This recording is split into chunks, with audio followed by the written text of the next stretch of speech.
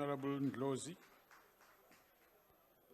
Thank you, Deputy Speaker. Deputy President, let's not play with words. You are essentially there because there is a process that must mediate. So your entire mission, even as part of the envoy, the central reason is mediation. Now, your record in any peace process is what is concerning. You presided over MTN as chairman of the board for 10 years, and it squandered resources in many countries across the continent, quite recently in Nigeria, avoiding taxes to enrich you. 2, you presided over Lonmin, which did the same in this country. And that's basically thieving. How can you be trusted to ever preside over any peace process, including in Sudan? Point of order. Seeing that peace processes that you preside over end up in protecting. Take your seat. Yes. What's the point of order, Honorable Chief Whip? What Honorable Ndlozi is doing is a tirade addressing the Deputy President. He's not having a follow-up question. He's not doing anything but addressing him. He's out of order. There's a new question.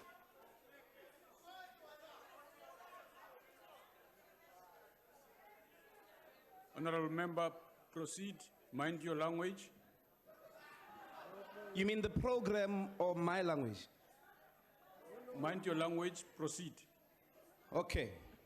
My question is, even the South African peace process that you negotiated has only resulted in the protection of capital, which continues to thieve to make you rich. What guarantees do we have that your involvement in Sudan will not lead to the same thieving that you are famous for to protect capital, in particular white monopoly capital? Hold on. Yes, Honorable Nkwinti. Honorable Deputy Speaker, yesterday, this House was explained by the presiding officer about what it means to rise on a point of order.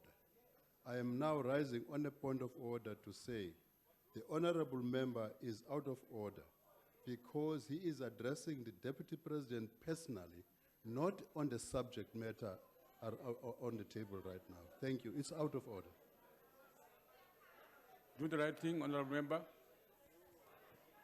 Address me. Deputy, I was waiting for you to rule. Yes, I'm saying address me. It's okay. You know, that's what happens. You don't address members personally. And also the people that often protect you in Parliament, they also benefit from the thieving processes of capital. So in what way are you going to make sure and guarantee us as the people of South Africa that your processes... A point of order. I'm standing up. A point of order, Chair. Wait. Yes, Honorable Member.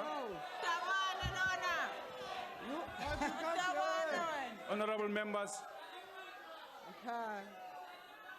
Yes. Yes. Honorable members, order, order. Give a member a chance to speak. You object when they do the same thing to do. Honorable members, please allow a member to speak. Go ahead, Honorable Member. Thank you, Honorable Chair. It's not about the language. It's got nothing to do with the language. It's got everything to do with the rules of the House. It's got everything to do with a point of order, which has got nothing to do with what the Deputy President is talking about. The honorable member is neither following up on a question on the basis of the explanation by the Deputy President. The honorable member is out of order, and I request, Chair, with due respect, that members must not be allowed to be making statements. They must follow the process and procedure of the House and follow properly. This that the member is doing has got nothing to do with the questions that the Honorable Deputy President is requesting. And I request you, Chairperson, no matter how much they can scream and shout, the bottom line is that we've got rules in this House. And these rules must be followed to the latter. I plead with you, Chair. Deputy Speaker. Yes, Honourable Member. Deputy Speaker, I'd like to address you in terms of Rule 1136, if I may. Yes. Rule 1136 says a member who asks a supplementary question may make a statement or express an opinion, but may not speak for more than 1 minute.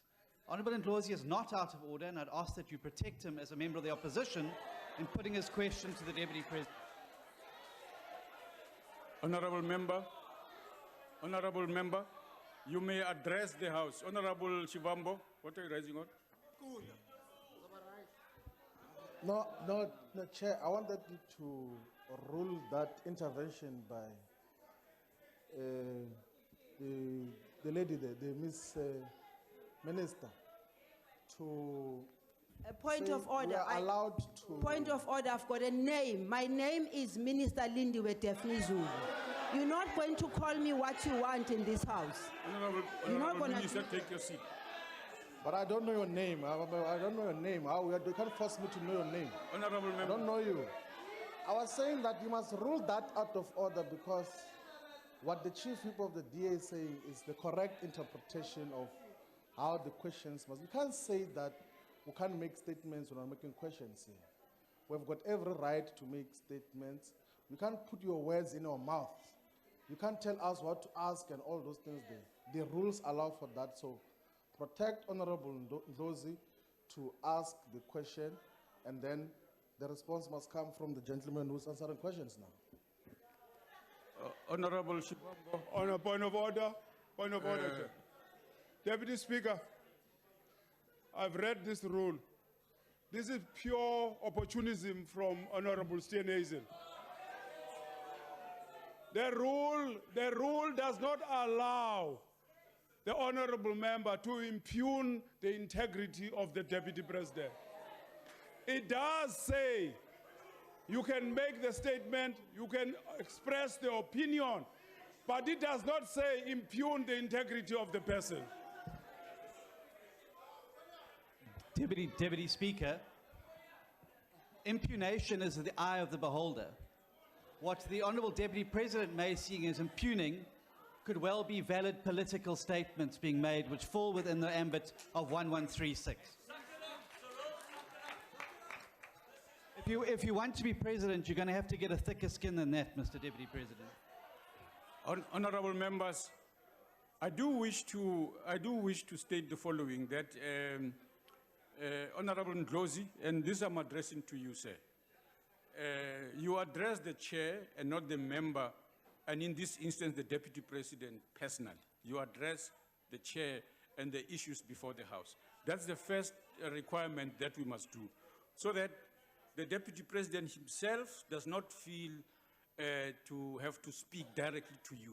Members must appreciate that's the reasoning why we have a chair in the House. So that's the first request I want to make to you. And if in the language that I said you should mind, is that don't cast aspersions without substantiated allegations in what you are saying. That's what I'm talking about. So proceed and complete that thing. And it's for less than a minute, and you've chowed many of that minute. Go ahead. How do we know that you're not going to preside over a peace process that thieves to enrich people who are ambitious to benefit from the thieving activities that you are involved in Lonmin as well as in MTN, and also benefit those who are ambitious to also benefit from those thieving activities? Because generally the peace processes that you have negotiated thus far are empty of economic justice. Point of They order, only Chair. protect white monopoly capital. Honourable Thank you. members. Deputy Speaker, point of order. Yes, Honourable Member. What's the- Thank you, Deputy. Deputy Speaker, I'm done with my question. Deputy Speaker. We must go to the answer. Deputy Speaker, Speak, he Honourable may be Member. done with his question, but he is answerable to his behavior, and we are not done with his behavior.